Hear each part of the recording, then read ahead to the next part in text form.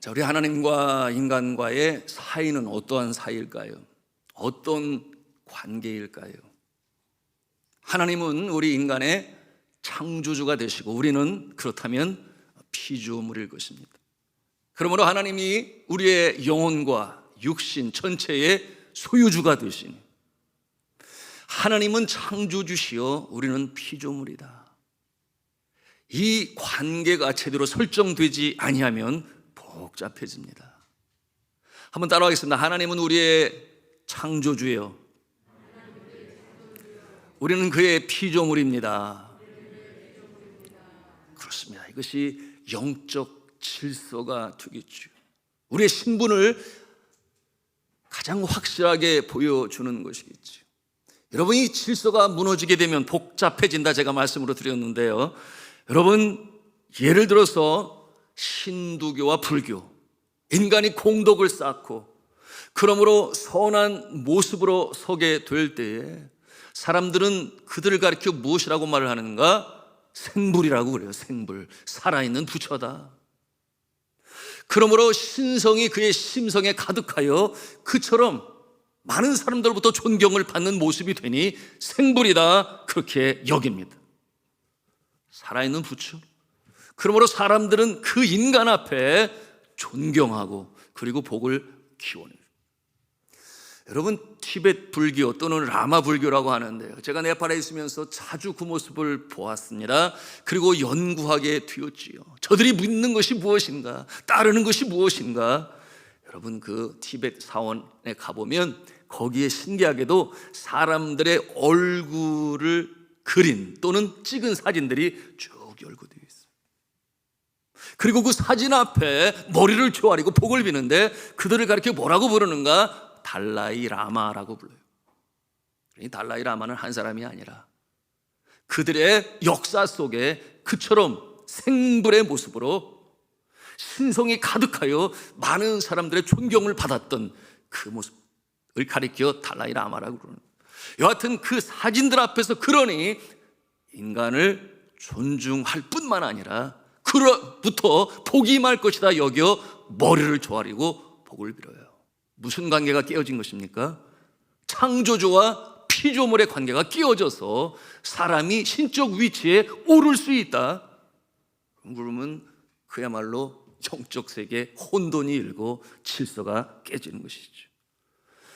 여러분, 이 창조주 되신 하나님, 이와 같은 모습은 자연과의 관계에서도 마찬가지가 되겠지요. 온 우주 삼라만상을 창조하신 하나님 아버지. 그런데 많은 경우 많은 사람들이 깊은 바다와 끝을 헤아릴 수 없는 어두운 바다, 두렵지요. 그런가 하면 큰 산, 기암 괴석, 신기하게 생긴 동물이나 또는 나무. 여러분, 한 번은 인도에서 어떤 소가 태어났는가 하면 흰소가 태어났는데, 여러분, 흰소를 그들은 숭상합니다. 그런데 발이 4개가 돼야 되는데 옆에서 하나 더 나왔어요. 그러니까 발이 5개가 됐잖아요. 그러니 신기하다, 신적 기운이 그 소에게 가득하여 이렇게 아주 특이한 모습으로 나타나게 되었으니 그에게 머리를 조아리고 그 소를 만지고 자신의 이마에 대고 그 복이 나에게 임하기를 바라여 그렇게 소를 높이는, 그러므로 신적 존재로 여기는 그와 같은 모습들은 다 마찬가지인 것이에요. 여러분, 산 앞에서 제사를 드리지를 않나? 바다 앞에서 제를 드리지 않나? 여러분, 이와 같은 모습은 하나님만이 창조주가 되시고 그렇기 때문에 소유주가 되셔서 온 우주 삼라만상을 다스리고 인도하시고 또한 운영하시는 분이 하나님이신데 그 관계를 제대로 깨달아 알지를 못하니 이와 같은 잘못을 행하고 또한 잘못된 신앙 행위를 하는 것입니다. 그런데 감사하게도 하나님께서 택하신 이스라엘 백성들은 아주 처음부터 잘 알았어요. 하나님만이 창조주가 되신다. 우리는 피조물이다. 어떻게 알게 되었어요? 태초로부터 온 세상을 창조하신 하나님께서 이 아담과 하와에게 말씀하셨죠. 이와 같은 것들은 내가 너희를 위하여 준비한 것이니 보살피고 지키고 다스리라. 이와 같은 내용으로 하나님께서 창조하셨음을 아담에게, 하와에게, 그 후에 가인에게, 노아에게, 그런가 하면 믿음의 영웅들 모세에게 아주 확실하게 분명히 가르쳐 주기 때문에 물론 그들이 확신을 갖고 믿게 되었던 것입니다. 그리고 이와 같은 모습 성경에 기록하게 하셔서 하나님이 누구신가, 어떠한 분이신가, 인간은 누구인가, 구원은 무엇인가, 이와 같은 내용으로 우리 성경에 밝히 말씀하신 것입니다. 여러분, 우리가 자연을 통해서 하나님을 알 수 있으니 여러분 이와 같은 모습을 일반 계시라고 그래요. 자연을 통해서 하나님이 누구신가를 드러내신다, 보여주신다. 그래서 이와 같은 모습을 common revelation, 일반 계시다. 자연을 통해서도 우리가 하나님의 존재하심을, 창조주심을 깨달아 알아요. 그런가 하면은 틀림이 없는 분명한 감동으로 우리에게 비밀을 드러내신 하나님의 말씀이 기록된 성경을 통하여 하나님이 어떠하신 분이신가라는 것을 확실히 알 수 있으니 이것을 특별계시라고 그래요. 특별계시. 여러분, 우리가 자연을 통해서 하나님을 알지만 어렴풋이 알아요. 그러나 하나님께서 계시로 우리에게 알게 하신 성경을 통해서, 특별계시를 통해서 아주 정확히 하나님이 누구인가를 알 수 있으니 이것이 바로 하나님의 은혜인 것이에요. 그러므로 말씀은 은혜의 방편이 된다. 이 말씀을 통해서 우리가 하나님이 누구신가를, 우리가 어떠한 존재인가를 확실히 아는 것이에요.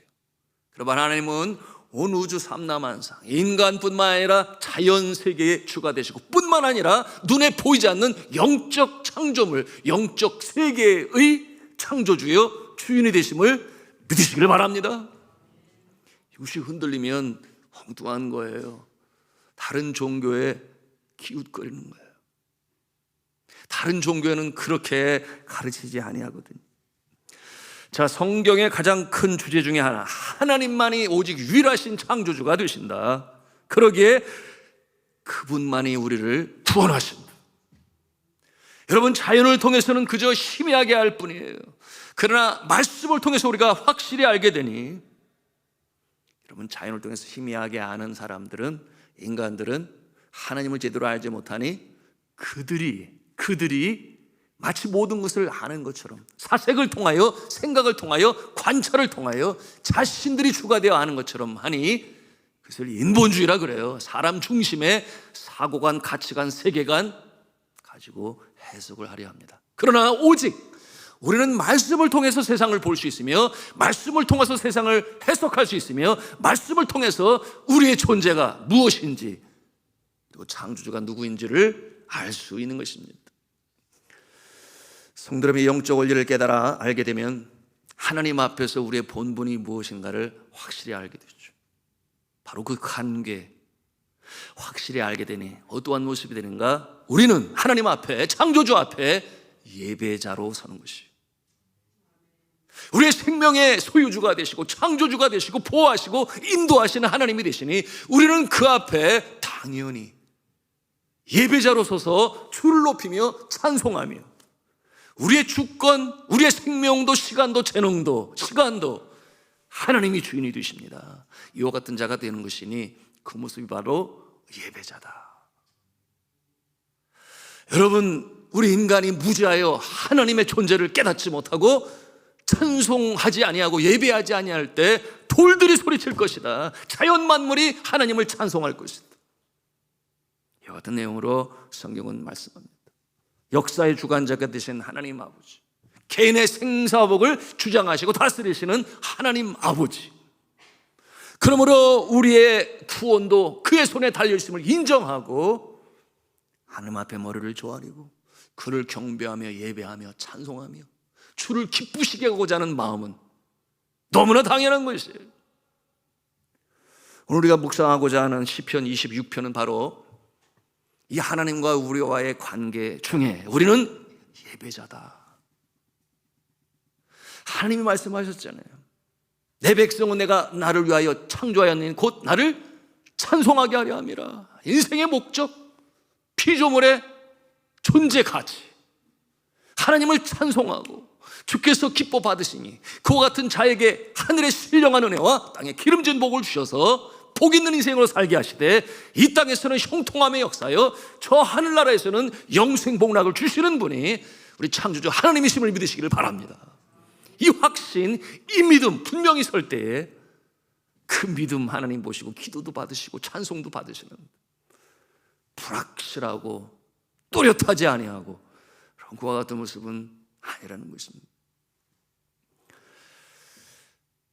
자, 오늘 이 26편을 통해 구약시대 이스라엘 백성들 예배자의 모습으로 하나님과 자신들과의 관계를 확실히 알고 그리고 주님 앞에 나아가 예배를 드립니다.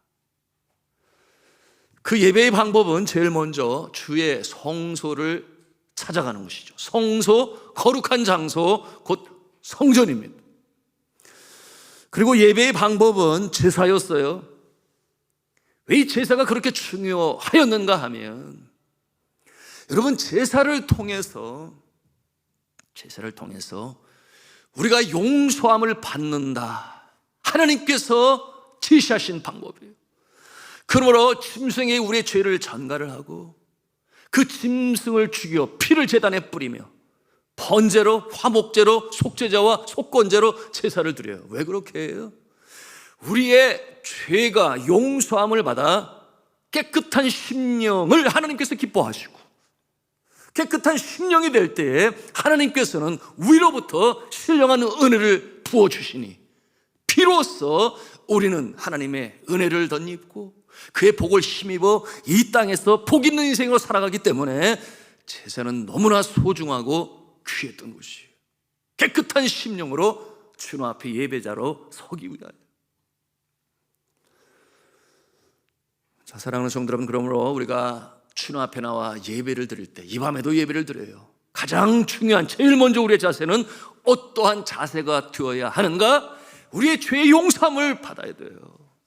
우리의 심령이 깨끗해져야 해요. 깨끗한 심령으로 찬송하고 기도할 때에 말씀을 들을 때 아멘 할 때에 주님께서 기뻐 보시고 받으시고 하나님의 신령한 은혜를 땅에 기름진 목을 내리심을 믿으시길 바랍니다. 우리 심령이 깨끗해져야 된다. 이 밤에도 마찬가지죠. 우리가 주님 앞에 나와 찬송하고 기도합니다.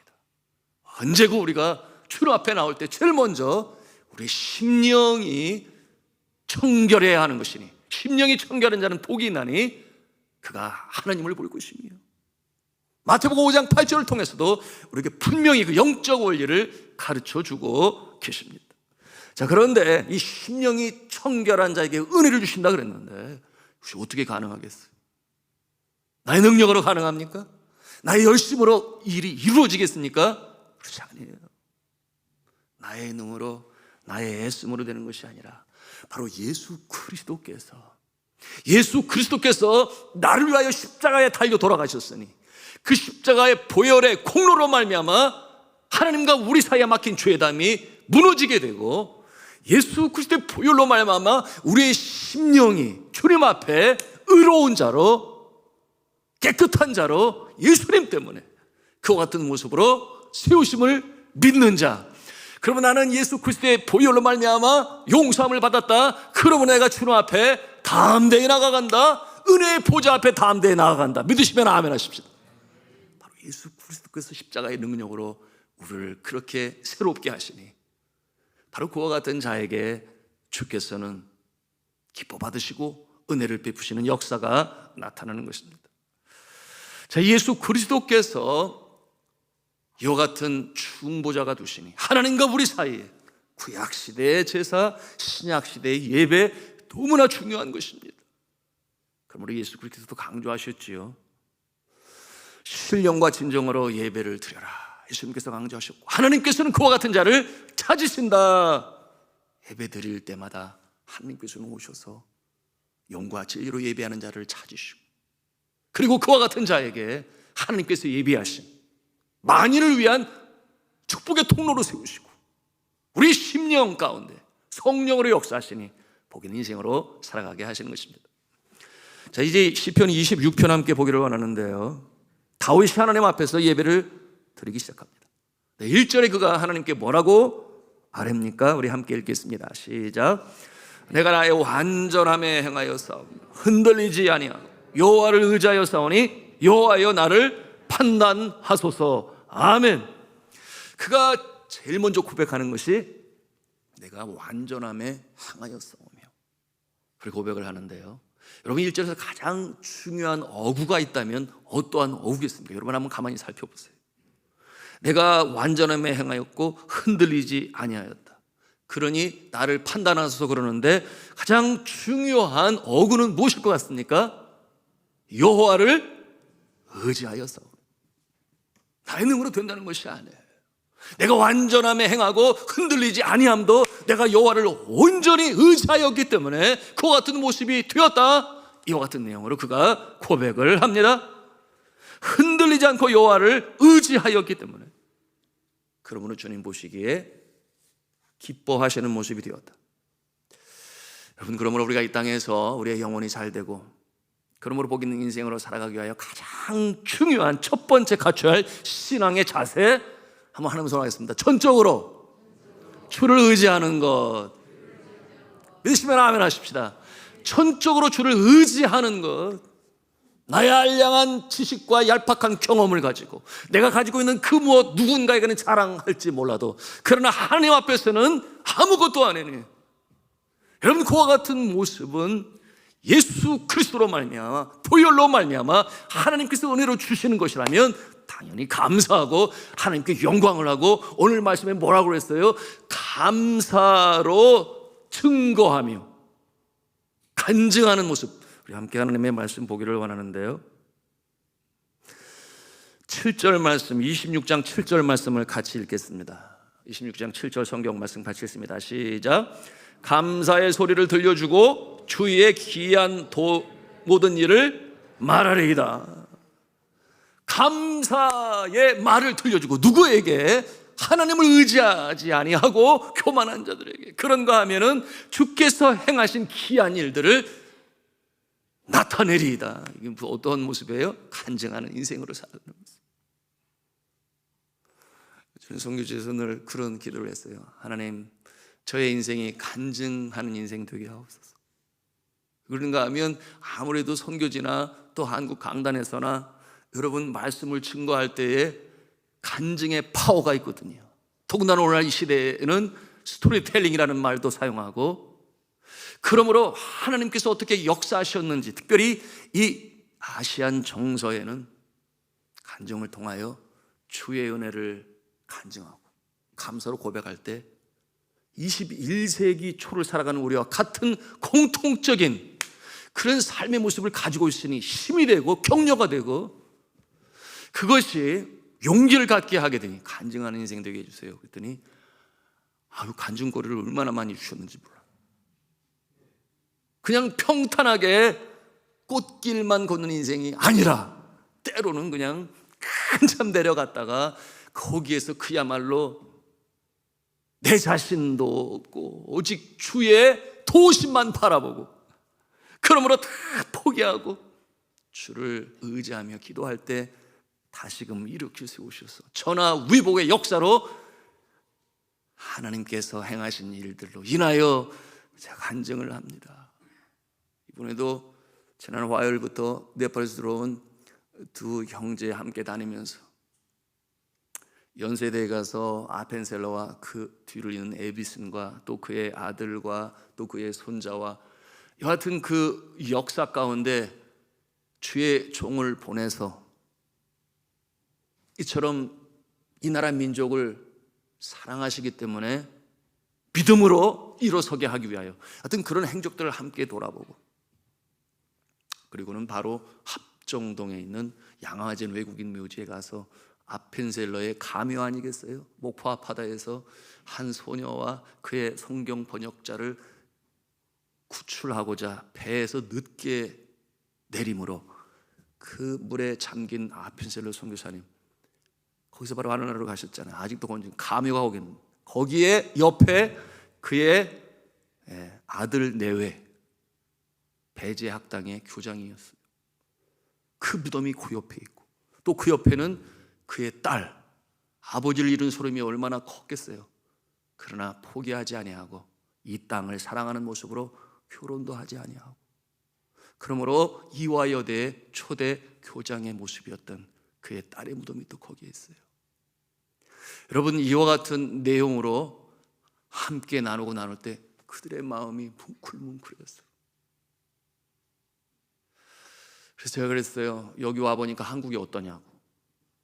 한국이 이렇게 잘 살 줄 몰랐다는 거예요. 그 장학사 하느님 처음 왔어요. 깜짝 놀래죠. 깜짝. 그러면서 이해가 안 간다는 거지. 왜?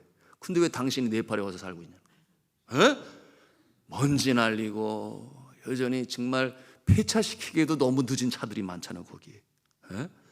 그와 같은 곳에서, 열악한 환경 속에서 왜 와서 사는지 이유가 여기 있지 않느냐. 그들의 헌신과 수고를 통하여 가난과 무지와 질병으로 신음할 때 이 땅에 빛을, 예수 그리스도의 복음의 빛을, 그러므로 그의 인생이 간증이 되고, 비록 이 세상을 먼저 40대 떠났지만 그러나 하나님의 사랑 의는 변치 않고 빛으로 서게 되니 이렇게 밝은 대한민국이 서 있지 않는, 그들을 볼 때마다 내 마음에는 빚진 자의 마음이 있었어. 사랑에 빚진 자의 마음이 있었어. 그러면 네팔에 가서 조금이라도 그 빚을 갚을 수만 있다. 감동이 안 와요? 감동이 오죠. 간증하는 인생 되게 하옵소서. 감사의 말들, 귀한 일들을 그들에게 보이는 인생, 여러분이 그와 같은 인생이 되시기를 주님의 이름으로 축복합니다. 그랬더니 어떤 우리 교회 군사님이 저한테 그래, 목사님이 자꾸 간증하는 인생 되게 해달라고 그래가지고 우리 성도님 중에 갑자기 아픈 사람들이 생겼대. 근데 그 얘기는 또 뭐냐, 그 같은 상황에서 이제는 바닥을 치고 올라가서 하나님께서 취함의 역사도 보여주시니 아멘 좀 하세요. 그러므로 인하여 간증하게 되니 어려움 속에 있는 자들의 용기를 얻고 힘을 얻고 그 은혜를 함께 체험하기를 원하는 그 모습. 여러분, 이와 같은 모습이 되는 것이니 여러분, 내려갈 때 좌절, 절망, 불안, 초조에 잠기지 마시고 그와 같은 모습을 통하여 오히려 드러내실 하나님의 영광, 하나님의 빛, 간증하는 인생 천금같이 새롭게 세우실 것이다. 여러분, 이 모습으로 쭉쭉 전진해 나가시기를 주님의 이름으로 축원합니다.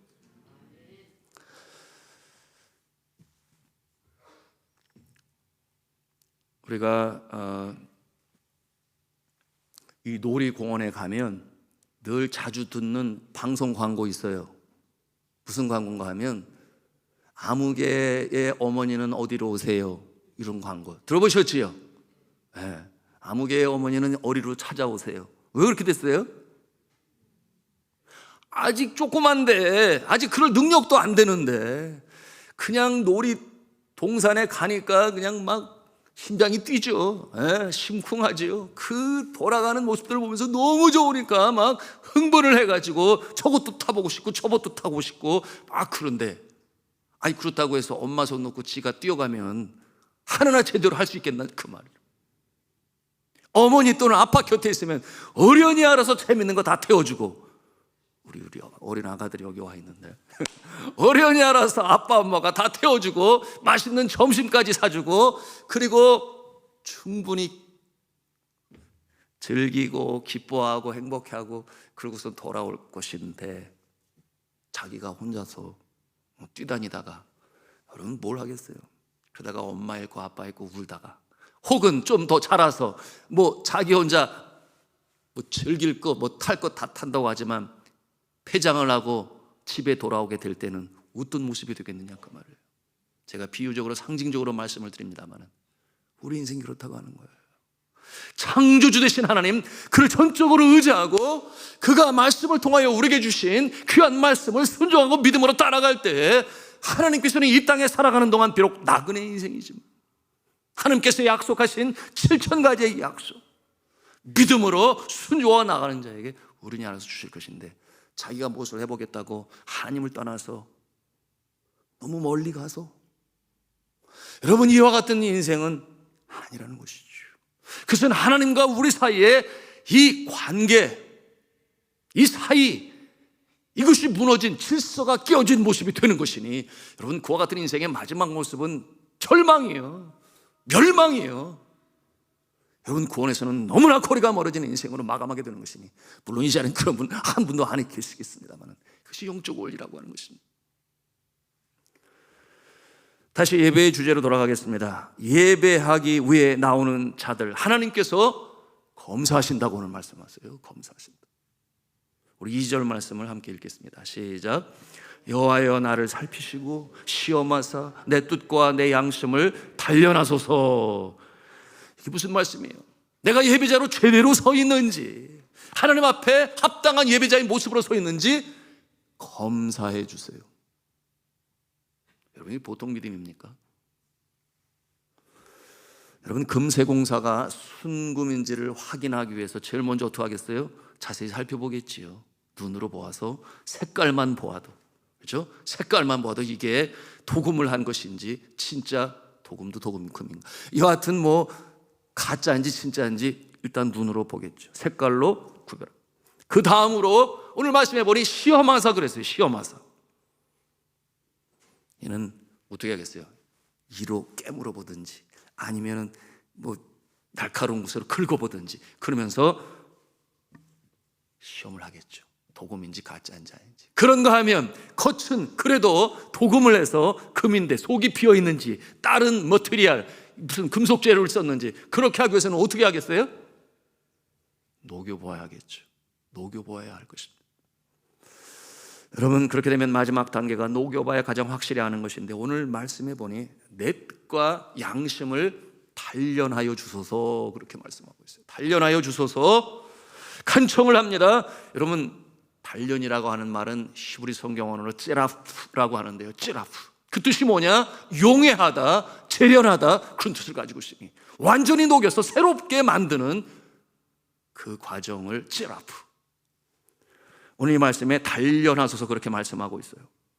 그러므로 불순물을 제거하고 순금으로 다시금 말 수 있도록 다시금 만드시는 이 하나님의 손길을 고대하며 간청하는 모습이니, 여러분, 오늘 말씀을 통해서 이 비유는 무엇을 말씀하고 있는 것인가?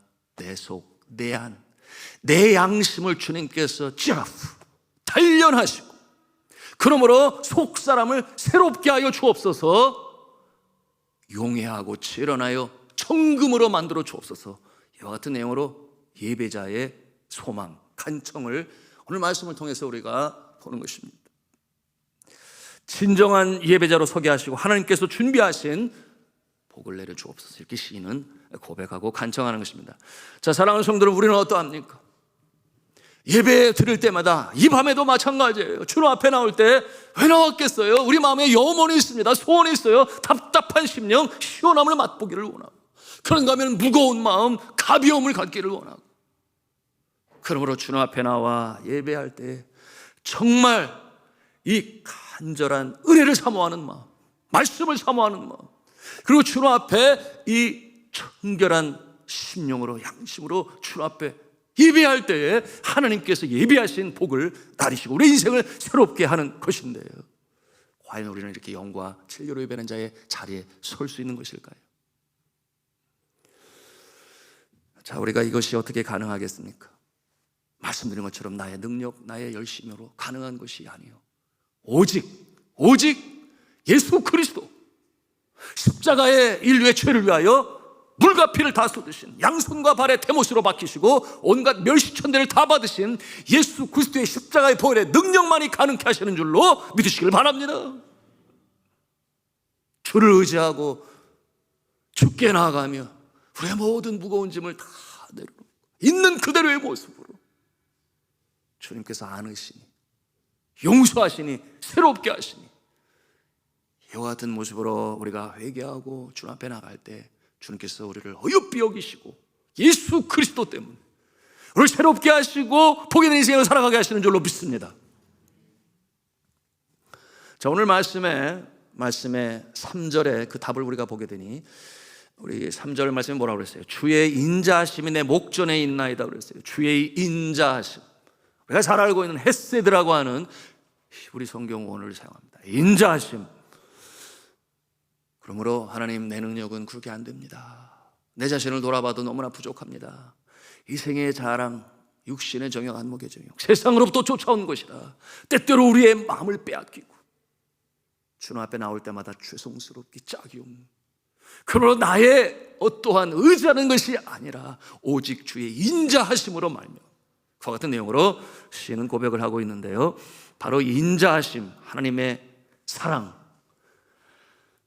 절대로 자신이 완벽하게 서는 것이 아니라 주의 은혜로 말미암아 그 주의 은혜가 나를 이끌고 가신다, 그 같은 내용으로 오늘 고백하고 있습니다.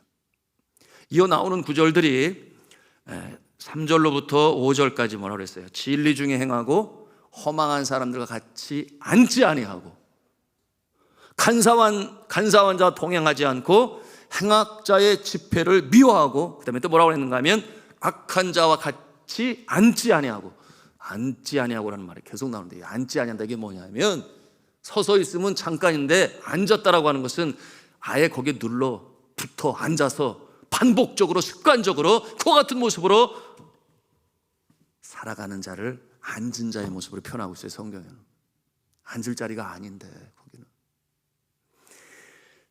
그러므로 습관적으로 그 죄를 범하는 모습이다 하는 것이죠. 그런데 그와 같은 상황에서 진정한 예배자로 서는 것이 주의 인자하심으로 가능하다. 11절에 또다시 반복이 되는데요, 우리 11절 말씀 같이 읽겠습니다. 시작. 나는 나의 완전함에 행하오리니 나를 속량하시고 내게 은혜를 베푸소서. 아멘. 내가 아무리 내 능력으로 최선을 다하고 애를 쓴다 해도 그것으로 되는 것이 아니라 하나님이 주시는 은혜로 말미암아 일이 가능하다 하는 것과 같은 고백이에요. 여러분, 오늘날 이 시대의 헤세드, 하나님의 은혜를 무엇으로 우리가 얻을 수 있겠습니까? 말씀하신 것처럼 21세기 초를 살아가는 우리들은 우리 예수 그리스도의 용서하심, 보혈의 능력, 보혈의 공로, 여러분, 예수 믿는 자에게 그 심령 가운데 내주하시는 성령의 충만함을 우리가 덧입을 때 성령께서 우리에게 능력도 주시고 힘도 주시고 영적 권세도 주시는 줄로 믿으시길 바랍니다. 우리 예수 믿는 사람들이 특권이에요. 뜻으로, 사람의 뜻으로, 혈통으로 나지, 육정으로 나지 아니하고 오직 하나님의 뜻으로 난 자들, 자녀가 되는 특권을 주셨다 했으니, 여러분이 성령의 충만함과 성령의 능력으로 오늘 승리하시는 저 여러분 되시기를 주님의 이름으로 축원합니다. 여러분, 기도원에 올라와서 기도하는 성도들 제가 가끔 보잖아요. 기도 주간에 올라가 얼마나 간절한지 몰라요. 여러분, 그들의 주를 찾는 그 소리가 그 어두운 밤에 울려 정막을 깨고 그러다가 눈물이 되고, 그러니 제가 그와 같은 강청의 기도를 들으면서 얼마나 그 마음에 풀어지지 않는 문제가 있을까, 아픔이 있을까, 염원이 있을까.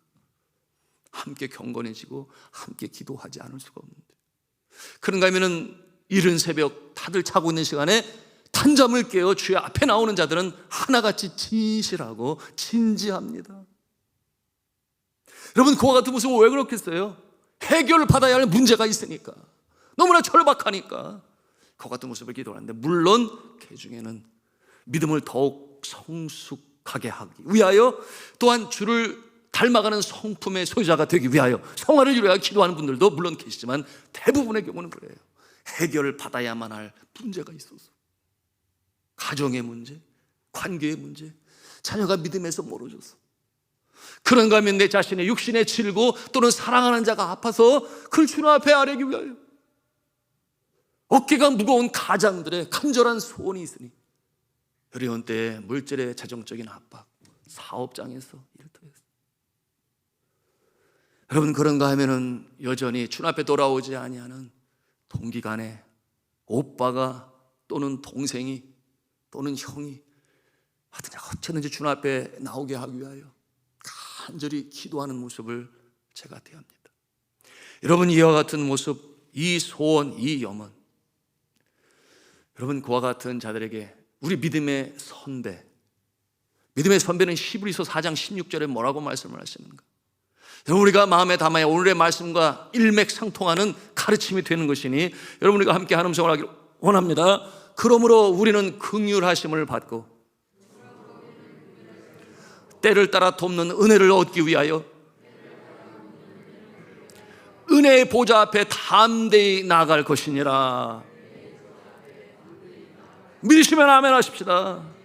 히브리서 4장 16절에 이 말씀. 여러분, 우리는 베푸시는 긍휼을 받고 긍휼을 받아야 할 존재예요. 너무나 자주 넘어니고 주님 앞에 부끄럽기 짝이 없기 때문에. 그런가 하면은 때를 따라 도우시는 은혜를 얻기 위하여